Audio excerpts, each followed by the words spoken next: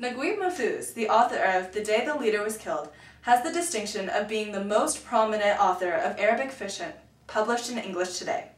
His vivid descriptions of 20th century Egypt have earned him comparisons to great authors like Dickens as a careful chronicler of the everyday life. He was awarded the Nobel Prize in Literature in 1988 for his mastery of the Western genre and applying them to the classical Arab tradition.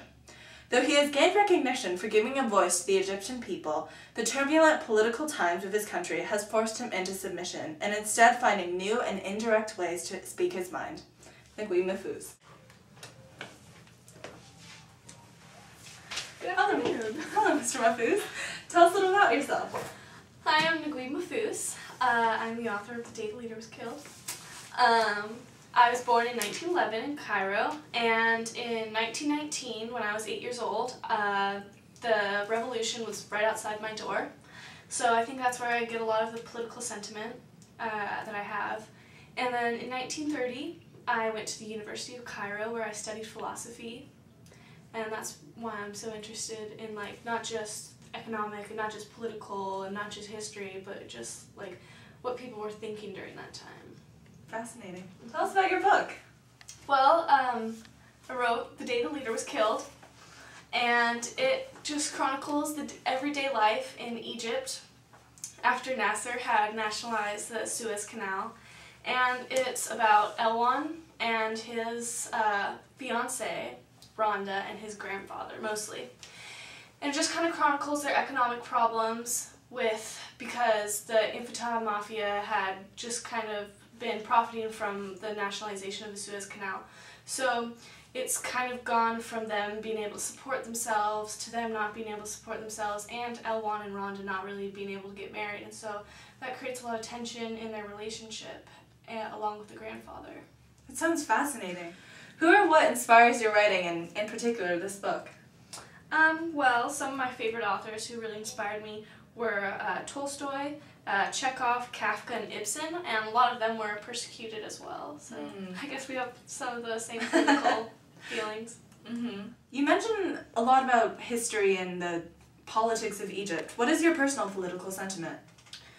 Well, as most people saw, I strongly supported the Camp David Accords, and I think that that's an important political step in our history. But do you think that many people in Egypt agree with you? Definitely not. That's definitely one of the things that people most dislike me for, is all of the support that I gave. Why do you think so many people are against you? I guess they just don't like my views. I think that everyone is equal, but they think, I guess they're not, and so they just don't really agree with me. While I was doing my research, I came across a little bit of an interesting rumor. Is it true that you're on many groups' hit list? Yes, it's true. There was even an assassination attempt on me. Wow. Yes, I was stabbed, but I'm whole and healthy. Good. So they're not successful yet. How has Egypt's political situation influenced or impacted you as a writer, or have you had to suppress your thoughts in any way? I actually started writing in a very repressive period. People didn't want to really hear the truth. But I kind of escaped the censorship because it was passed off as a kind of historical, so it wasn't censored. But I think that also the censorship really made me want to show my voice more and be able to tell the truth to these people, because it's something that I felt that they need to know. I understand there was a lapse in your career in the 50s that caused you to stop writing. What was the motive behind that decision?